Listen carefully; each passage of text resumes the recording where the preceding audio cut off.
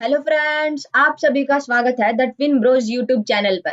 मेरा नाम है तन्नू और आज हम क्लास 12th हिस्ट्री का theme number 11 rebels in the Raj के most important MCQs for CUET करने वाले हैं।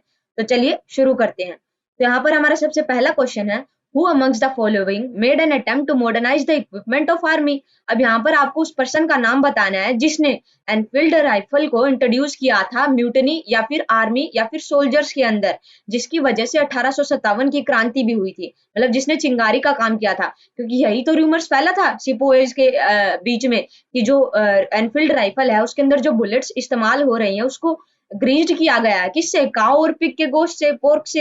यही तो रूमर फैला था सबसे पहले। तो ये जो एनफील्ड राइफल थी ये इंट्रोड्यूस किसने करी थी आर्मी के अंदर? तो क्या इसका आंसर हेनरी हार्डिंग है, हेनरी लॉरेंस, हेनरी हैवलॉक या फिर थॉमस जे बार्कर? तो इसका करेक्ट आंसर है option number A, Henry Hardinge. Match the following. अब जो शाहमल है वो कहाँ से लीड कर रहे थे 1857 के रिवोल्ट को? अरहा से, कानपुर से, लखनऊ से या फिर परगना बारूद से?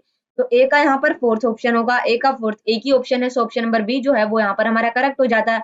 कुंवर सिंह जो है वो कहाँ से कर रहे थे? अरहा बिहार से। नाना साहेब कहाँ से कर रहे थे? कानपुर से। और बिरजिस कद्र लखनऊ से। तो ये आपको याद करना होगा। उसके बाद which of the following is not an principal centre of the revolt of 1857।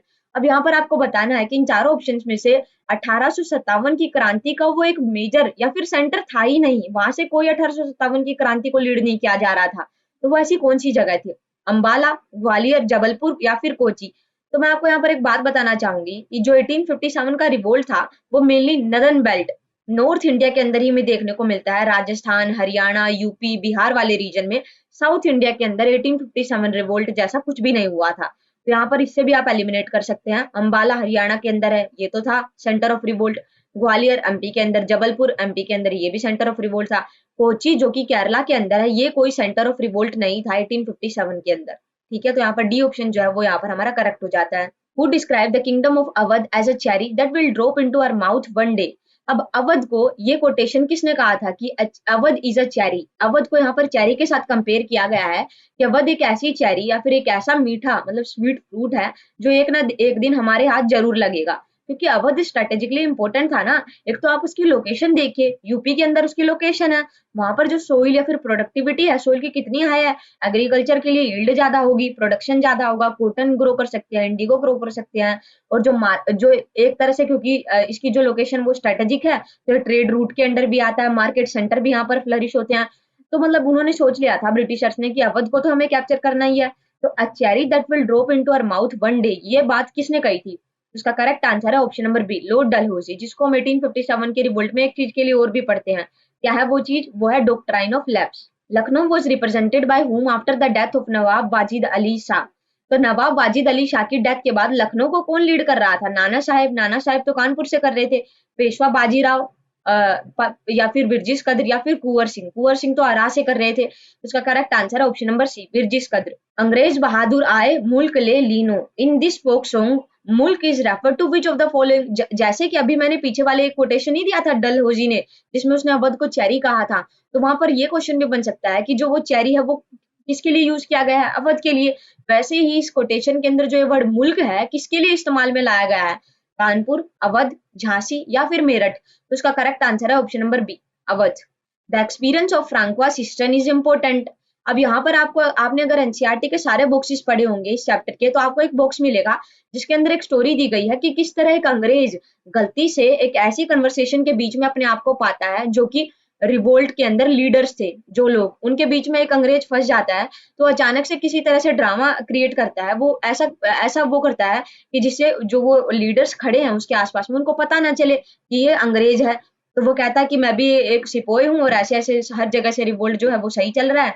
तो ये मतलब फ्रांको असिस्टेंट ऐसी कन्वर्सेशन में फंस गया था, तो उसको कैसा एक्सपीरियंस महसूस हुआ? ठीक है, ये उस बुक से क्वेश्चन उठाया गया है सीधा सीधा, और ये प्रीवियस ईयर का क्वेश्चन है। तो in the context of communication of the message of revolt and mutiny, उसका एक्सपीरियंस कुछ ऐसा था। In context of planning of the British to suppress the revolt, in context of implications of the revolt, in context of unity between Hindus and Muslims। उसका correct answer है option number A, the British official who estimated that 3/4 of the adult male population was in rebellion in 1857। अब वो कौन सा ऐसा British official है जिसने अपना एक एस्टिमेशन निकाला था और उस एस्टिमेशन के हिसाब से उसने कहा था कि 3/4 of the total adult population was involved in the rebellion of 1857। तो वो कौन था? तो उसका करेक्ट आंसर है option number A, 4C। The famous painting relief of Lucknow celebrates the British saviours and shows the Indian rebels in poor light. Who is the painter? अब सीधा सा क्वेश्चन ये आएगा कि रिलीफ ऑफ लखनऊ जो कि एक फेमस पेंटिंग है, किसने बनाई थी? थॉमस जोन्स बारकर ने, जोसेफ न्यूअल पैटन ने, पंच या फिर विलियम होज? तो इसका करेक्ट आंसर है option number A, Thomas Jones Barker. The sepoy arrived at the gate of Red Fort early in the morning on dash. अब ये factual question है, sepoy जो है रेड फोर्ट के गेट पे कब पहुंच गए थे? तो इसका करेक्ट आंसर है option number C, 11th of May 1857। Who was the leader of revolt of 1857 from Delhi? बिल्कुल आसान क्वेश्चन है, फर्स्ट पेज पे ही बॉक्स के अंदर आपको इसका आंसर मिल जाएगा, वहां पर उस लीडर की फोटो भी छपी हुई है। तो इसका करेक्ट आंसर है option number D, Bahadur Shah Zafar second. From where did the revolt of 1857 had started? ठीक है, हमने दिल्ली से रिवोल्ट के लीडर को देख लिया, बहादुर शाह जफर सेकंड। हमने लखनऊ से देख लिया, बिरजिस कद्र। हमने कानपुर से देख लिया, नाना नाना साहेब। हमने अरा से देख लिया, कुंवर सिंह। हमने झांसी से देख लिया, रानी लक्ष्मीबाई। पर ये रिवोल्ट की शुरुआत कहाँ से हुई थी, ये तो बताओ। तो रिवोल्ट की शुरुआत हुई थी मेरठ से। ठीक है, option number B is correct. Who was the leader who organized the villagers in Pargana Barut of UP during the revolt of 1857? ये इसका आंसर हमने ना इस वीडियो की शुरुआत में ही देख लिया था, जब हमने देखा कि परगना से कौन लीड कर रहा था 1857 के रिवोल्ट को। तो परगना बारूद से कौन था? इसका करेक्ट आंसर है option number C, Shahmal. Why did the rebels attacked money lenders apart from Britishers? अभी ये चीज तो ठीक है कि 1857 के रिवोल्ट में मेनली हम ब्रिटिशर्स के अगेंस्ट में हो गए थे, सारे Indians as well as Muslims और भी जो कई सारी कम्युनिटीज थी। पर कई जगह पर हमने देखा कि मनी लेंडर्स पे ही अटैक किया जा रहा है। कौन? इंडियंस, 1857 के रिवोल्ट के दौरान। तो आखिरकार ब्रिटिशर्स के ऊपर रिवोल्ट किया जा रहा है, उनके अगेंस्ट में रिवोल्ट किया जा रहा है, ये चीज तो हमें समझ में आ रही है। पर मनी लेंडर्स के अगेंस्ट में सारे पीजेंट्स वगैरह क्यों हो गए, इसके क्या कारण है, ये आपको इस क्वेश्चन में बताना है। Peasants considered money lenders and riches as their oppressor, बिल्कुल सही है। And they were also the allies of British, क्योंकि वो ब्रिटिशर्स के भी अलाइज थे, तो उनके तो अगेंस्ट में हो गए पीजेंट्स के, तो इस वजह से भी उनके बीच में टसल थी। There was a general defiance of all kinds of authority and hierarchy. अब जो है एक जो हिरार्की पहले से उनके बीच में चलती थी ना, मनी लेंडर्स और पीजेंट्स के बीच में, जो एक दूसरे के प्रति लॉयल रखते थे। और इन केस पीजेंट को अगर कभी वो डेट में फंस गया है या फिर उसको पैसों की जरूरत है, तो भी मनी लेंडर्स को पैसे दे देता था बिना किसी एग्रीमेंट के। पर अब देखिए अब क्या हो रहा है, वो ना तो उसको किसी तरह के पैसे दे रहा है और उसको डिसीव भी कर रहा है। कौन? मनी लेंडर, पीजेंट्स को। कई बार वो उससे गलत तरीके से गलत जगहों पर साइन करवा ले रहा है, मतलब थंब रखवा ले रहा है। और ठीक है, ये सारी चीजें हो रही है। तो यहाँ पर हमारा करेक्ट आंसर है option number D. Who led the revolt in Kanpur? इसका आंसर भी हम पीछे देख चुके हैं, तो इसका करेक्ट आंसर है option number C, Nana Saheb. Whom did the people declare as their leader after the fall of British Raj in Lucknow? Lucknow के अंदर ब्रिटिशर्स के फॉल, मतलब ब्रिटिश राज के फॉल के बाद कौन, आम जो जनता है वो किसको लीडर के रूप में डिक्लेयर कर देती है लखनऊ के अंदर? तो इसका करेक्ट आंसर है ऑप्शन नंबर डी, बिरजिस कद्र। ये जो जितने भी क्वेश्चन है ना जिनमें सीधा पूछ रहा है कि 1857 के रिवोल्ट में इस जगह से कौन लीडर था, ये है ना आप कहीं एक जगह पर नोट कर लीजिए और उसको दीवार पे चिपका लीजिए और उसको देखते रहें, मतलब याद हो जाएगा, इतना कोई मुश्किल है नहीं। Whom did the rebels of 22nd नेटिव infantry choose as their leader and later people called him Dankashah? ये भी आपको बॉक्स के अंदर देखने को मिलेगा। जिस बॉक्स के अंदर आपको शामिल के बारे में पता चलेगा ना कि किस तरह से परगना बारूद यूपी से, मतलब 84 देश से शामिल निकले थे और 1858 में बाद में उनकी डेथ भी हो जाती है, उन्होंने किस तरह से रिवोल्ट को लीड किया था। उसी बॉक्स के नीचे आपको एक और बॉक्स दिखेगा जिसमें एक पर्सन है जिनको डंका शाह की टाइटल भी बाद में मिल गया था, और 22nd नेटिव इन्फेंट्री ने तो उनको लीडर के रूप में भी चूज कर लिया था। तो वो कौन थे? तो उसका करेक्ट आंसर है option number B, Ahmadullah Shah. In which of the following year the princely state of Awadh was formally declared a part of British Empire? Awadh को ब्रिटिश एम्पायर का पार्ट कब डिक्लेयर कर दिया था? तो ये भी एक फैक्चुअल क्वेश्चन है, तो इसका करेक्ट आंसर है option number D, 1856। In which of the following year the British established laws to abolish customs like sati? अब सती जो सिस्टम था उसको अबोलिश करने के लिए ब्रिटिशर्स ने लॉज कब बना दिए थे? और ब्रिटिश में भी वो पर्टिकुलर अगर मैं अथॉरिटी का नाम बताऊं तो लॉर्ड विलियम बेंटिक। तो कब बना था? तो इसका करेक्ट आंसर है option number B, 1829। Under whose leadership did the rebels resist against the British after the annexation of Awadh? तो इसका क्या करेक्ट आंसर है? इसका करेक्ट ये भी सीधा सीधा फैक्चुअल आंसर है, क्वेश्चन है, तो आपको ये याद रखना होगा। तो इसका करेक्ट आंसर है option number D, Begum Hazrat Mahal. Dash was in fact called the nursery of Bengal army, identify the place. अब इन चारों ऑप्शन में से कौन सी जगह को नर्सरी ऑफ बंगाल आर्मी भी कहा गया है? तो इसका करेक्ट आंसर है option number B, Awadh. What action did the Britishers take in order to suppress the revolt? अब इतना बड़ा रिवोल्ट हो गया 1857 का, तो ब्रिटिशर्स क्या चुपचाप बैठ के रिवोल्ट को देखते रहे? उन्होंने कुछ तो किया होगा ना रिवोल्ट को दबाने के लिए, तो क्या क्या किया वो सारे पॉइंट्स आपको इस क्वेश्चन में बताने हैं। The whole of north India was put under martial law, बिल्कुल सही है। Even ordinary Britons were given the power to try and punish Indians suspected of rebellions. अब न सिर्फ बड़े बड़े ब्रिटिश ऑफिशियल्स, बल्कि जो छोटे छोटे भी ब्रिटोन्स थे ना, छोटे छोटे ब्रिटिश ऑफिशियल्स थे, छोटे पद पर जो ऑफिसर्स थे, उनको भी ये अथॉरिटी दे दी थी कि अगर तुम्हें किसी इंसान पे, किसी इंडियन पे शक भी होता है ना कि ये रिवोल्ट में पार्टिसिपेशन है इसका, या फिर आगे जाकर ये किसी तरह की गड़बड़ कर सकता है, तो भी उसे ब्रूटली पनिश किया जाएगा। Trials were suspended and death was the only punishment, अगर आप 1857 के रिवोल्ट में किसी तरह इन्वॉल्व हैं। तो यहाँ पर हमारा जो करेक्ट आंसर है वो है option number D, all of these. In memoriam was painted by whom, जैसे हमने देखा ना relief of Lucknow Thomas J Barker ने पेंट करी है, वैसे ही इन मेमोरियम किसने पेंट करी है? तो इसका करेक्ट आंसर है option number C, Joseph Noel Paton. Which British officer defeated the rebels who wanted to seize Lucknow residency? Actual question है, तो इसका करेक्ट आंसर है option number D, all of this, क्योंकि पार्टिसिपेशन हमें James आउटरैम का भी देखने को मिलता है, हेनरी हैवलॉक का भी देखने को मिलता है और कोलिन कैम्पबेल को भी देखने को मिलता है।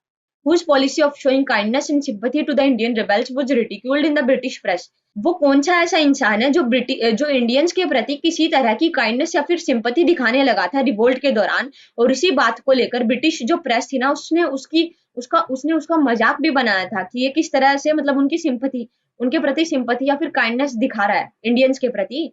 वो कौन सा ऐसा इंसान है जो मतलब सिंपैथी दिखा रहा था? तो क्या वो लॉर्ड डलहौजी है, क्या विलियम बेंटिक है, लॉर्ड कैनिंग है, या फिर लॉर्ड वेलेस्ली? तो इसका करेक्ट आंसर है option number C, Lord Canning, जो कि सबसे पहले वाइसरॉय भी थे। द पोएम खूब लड़ी मर्दानी वो तो झांसी वाली रानी थी, किसने लिखी है? आसान सा आंसर है, इसका करेक्ट आंसर है option number B, Subhadra Kumari Chauhan. In which of the following battle the British forces under Henry Lawrence was defeated by Ahmadullah Shah? अब ब्रिटिशर्स के साथ अहमदुल्ला शाह की कौन सी लड़ाई हुई थी जिसमें अहमदुल्ला शाह ने ब्रिटिश फोर्सेस को डिफीट कर दिया था? तो इसका करेक्ट आंसर है option number D, battle of Chinhat. Battle of Tarai तो वो मोहम्मद गोरी वाली है ना, पृथ्वीराज चौहान और वो जो गोरी के बीच में हुई थी। और पलासी की लड़ाई तो 1757 में हुई थी ना, रॉबर्ट क्लीव और सिराजुद्दौला के बीच में। और पानीपत की लड़ाई, तो पानीपत तो 3 हुई थी, कौन कौन सी हुई थी? तो एक तो 1526 में, एक 1564 में और एक 1761 के अंदर। तो इसका करेक्ट आंसर है battle of Chinhat. Gunu, a tribal cultivator of Singhbhum in Chota Nagpur, became a rebel leader of which of the following tribal region? Factual question है, तो इसका करेक्ट आंसर है option number C, all. Name the British who adopted policies aimed at reforming Indian society by introducing Western education, Western ideas and Western institutions. तो इसका answer वो है जिसने 1829 में सती सिस्टम को भी अबोलिश करना चाहा था। तो इसका करेक्ट आंसर है option number B, William Bentinck. Choose the incorrect option. अब यहाँ पर आपको इनकरेक्ट ऑप्शन चूज करना है। On a variety of pleas like misgovernment and refusal to recognize adoption, the British annexed many areas. बिल्कुल सही है। कई बार ब्रिटिश ऑफिशियल्स कहते थे कि इस पर्टिकुलर जगह पर इंडिया के अंदर मिस गवर्नेंस हो रही है, या फिर अच्छी तरह से मतलब ब्रिटिशर्स को अडॉप्ट उनका जो उन्हें रिकॉग्नाइज नहीं किया जा रहा है, मतलब ये अच्छे से अपने आप को चला नहीं पा रहे हैं, तो यहाँ पर हमें गवर्नमेंट चलानी होगी, हमें एडमिनिस्ट्रेटिव पावर्स को कंट्रोल करना होगा। तो ये बात कह के ब्रिटिशर्स जो है कई अलग अलग टेरिटरीज को अपने अंडर में ले रहे थे, ये तो बिल्कुल सही है। और इसी पर दे occupied areas like Lucknow, Kanpur और अरा। क्या ये सही है कि मिस गवर्नेंस की तर्ज पर उन्होंने लखनऊ, कानपुर, अरा को भी अपने अंडर ले लिया था? तो ये यहाँ पर गलत हो जाता है, क्योंकि सतारा, झांसी, अवध, इनको ब्रिटिशर्स ने मिस गवर्नमेंट और डॉक्ट्रिन ऑफ लैप्स ऐसे कहकर अपने अंडर लिया था, मिस गवर्नमेंट के ऊपर नहीं लिया था। The British introduced their own system of administration in the annex territories. ये तो बिल्कुल सही है, सब्सिडरी अलायंस इसका बेस्ट एग्जांपल है। तो इनकरेक्ट पूछा था, तो इसका करेक्ट आंसर है option number B. In which of the following year subsidiary alliance has been imposed on Awadh?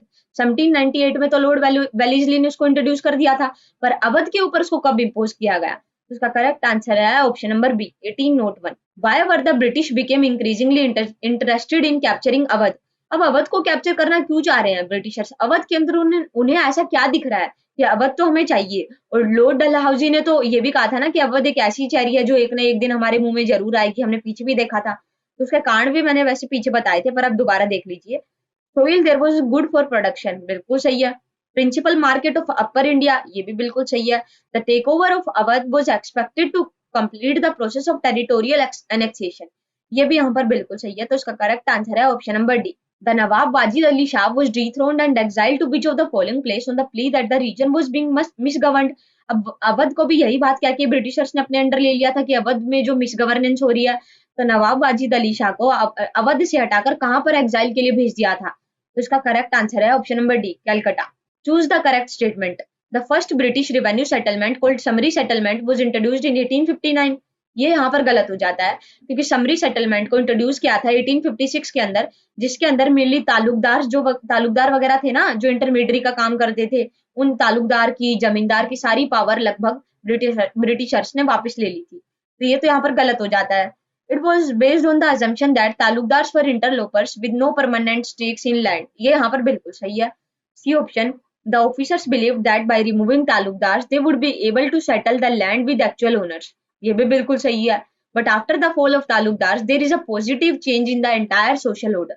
अब ये जो स्टेटमेंट है ये यहाँ पर गलत हो जाती है, क्योंकि इसमें कहा है कि तालुकदार्स के फॉल के बाद हमें सोसाइटी के अंदर एक पॉजिटिव चेंज देखने को मिला। ऐसा नहीं है, सोसाइटी के अंदर हमें एक नेगेटिव चेंज देखने को मिलता है तालुकदार्स के फॉल के बाद, क्योंकि तालुकदार जो है ना, उनके रिलेशंस जो है ना, उनकी जो बॉन्डिंग थी ना, वो आम विलेजर्स के साथ, पीजेंट्स के साथ वो काफी अच्छी हुआ करती थी। तो इससे एक नेगेटिव चेंज आया था सोसाइटी के अंदर, ना कि positive.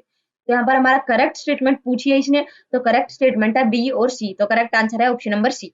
Where did the British in December 1857 spend 50,000 rupees to incite the Hindu population against the Muslim, but the attempt failed? Actual question है, तो उसका करेक्ट आंसर है option number D, Bareilly. Who wrote one of the earliest history of the uprising noted that panchayats were a nightly occurrence in Kanpur Sepoy lines? तो ये भी factual question है, तो इसका करेक्ट आंसर है option number C, Charles Ball. In Sikandar Bagh British forces led by whom killed over 2000 rebel sepoys who led the place in 1857। अब सिकंदराबाग fort जो है उसके अंदर हमें देखने को मिलता है कि एक ब्रिटिश ऑफिशियल ने ब्रूटली कई लोगों को मारा। अराउंड 2000 रिबेल सिपोइज वहां पर छुपे हुए थे, तो उनको उन्होंने मार दिया। तो वो कौन ब्रिटिश ऑफिशियल था? तो उसका करेक्ट आंसर है option number D, Colin Campbell. Who was the prominent leader in Jagdishpur, Bihar during the revolt of 1857? Out of the following options, Jagdishpur Bihar से कौन लीड कर रहा था 1857 के रिवोल्ट को? तो इसका करेक्ट आंसर है option number C, Kunwar Singh. Awadh, Satara and Jhansi were captured under which of the following? Doctrine of lapse, subsidiary alliance, misgovernance या फिर रैयतवाड़ी सिस्टम? तो इसका करेक्ट आंसर है option number A, doctrine of lapse, जिसको इंट्रोड्यूस किया था लॉर्ड डलहौजी ने, जिसमें कहा था कि अगर किसी रूलर का बायोलॉजिकल हायर नहीं है तो उसको उसको उसको कंट्रोल किया जाएगा ब्रिटिशर्स के थ्रू। ठीक है, choose the correct option. Rumours play a great role in the revolt of 1857। हमें पता है, हमने देखा ना कि किस तरह हेनरी हार्डिंग ने जो एनफील्ड राइफल को इंट्रोड्यूस किया था, उसमें रूमर फैल गया था कि उसके अंदर जो बुलेट्स इस्तेमाल में लाई गई है वो क्या वो ग्रीस्ड है, किससे? फ्लैश का और उसका क्या नाम है, पिग का, है ना, ये हमने देखा था। और उसके बाद the British had no answer to the action of rebels during the month of May and June in 1857। ये भी बिल्कुल सही है। Nana Saheb, successor of Peshwa Bajirao, became the leader from Kanpur. ये भी बिल्कुल सही है, तो इसका करेक्ट आंसर है option number D, all of the above. Choose the correct statement. Bell of arms is a store room in which weapons are kept. Bell of arms किसे कहा जाता है? एक ऐसा स्टोर रूम जहां पर सारे वेपन्स रखे जाते हैं। बिल्कुल सही है। Firangi, a term of Persian origin, possibly derived from franc, used in Urdu and Hindi to designate foreigners। ये भी बिल्कुल सही है। करेक्ट स्टेटमेंट पूछी थी, तो इसका करेक्ट आंसर है option number C, both. Name the English lady who defended herself bravely against the Indian rebels in Kanpur. तो ये आपको एक पिक्चर देखने को मिलेगी एनसीईआरटी के अंदर, जिसमें कानपुर के जो रिबेल्स हैं वो एक इंग्लिश लेडी के ऊपर अटैक कर रहे हैं, और उसी अटैक से वो अपने आप को प्रोटेक्ट कर रही है उन पर बुलेट चलाकर, मतलब गोली चलाकर। तो वो कौन लेडी है? Miss Olivia, miss Wheeler, miss Satina या फिर नन ऑफ द अबव? तो उसका करेक्ट आंसर है option number B, miss Wheeler. अगला क्वेश्चन, नेम द विलेज या फिर villages whose headmen and cultivators were mobilized against the British rule by शामल वर। तो शामल ने कौन से विलेज के अंदर हमें देखने को मिलता है कि वो जो प्रोटेस्टर्स हैं उनको एक जगह से दूसरी जगह भेज रहा था। मेनली कहाँ से? 24 परगना, फैजाबाद, 84 देश या फिर मेरठ? तो उसका करेक्ट आंसर है ऑप्शन नंबर सी, 84 देश। Which type of rumours were circulating that lead to the revolt of 1857? The British had mixed the bone dust of cow and pigs into the flour. ये एक rumour था ना जिसने 1857 के revolt में catalyst का काम किया था, कि जो ब्रिटिशर्स जो हैं वो आटे के अंदर बोन डस्ट मिला रहे हैं काउ और पिग्स की। तो ये तो सही है। British wanted to convert Indians into Christianity. ये भी कहीं ना कहीं इंडियंस के अंदर रूमर फैला हुआ था, तो ये भी सही है। The British rule would come to an end on the centenary of battle of Plassey. अब दरअसल एक बड़े से प्रीस्ट थे जिन्होंने 1757 जिस टाइम पर बैटल ऑफ प्लासी हुई थी ना, उस टाइम पर एक प्रोफेसी कर दी थी, एक प्रिडिक्शन कर दी थी कि 1757 की बैटल ऑफ प्लासी है ना, इसके तुरंत 100 साल बाद एक बैटल होगी जिसके बाद इंडिया को इंडिपेंडेंस मिल जाएगी। तो कहीं ना कहीं ये बात भी लोगों के दिमाग में थी कि बैटल ऑफ प्लासी के बाद अब 1857 को पूरी एक सेनेटनरी या फिर 100 साल हो गए हैं 23 जून 1857 में, तो अब हमें इंडिया को इंडिपेंडेंस मिल ही जाएगी। तो ये भी एक रूमर फैला हुआ था। तो इसका करेक्ट आंसर है option number D. Many people in fact believed that he was invincible, जिसको कोई हरा नहीं सकता, invincible, had magical powers and could not be killed by the Britishers। ठीक है, it was this belief that partly formed the basis of his authority।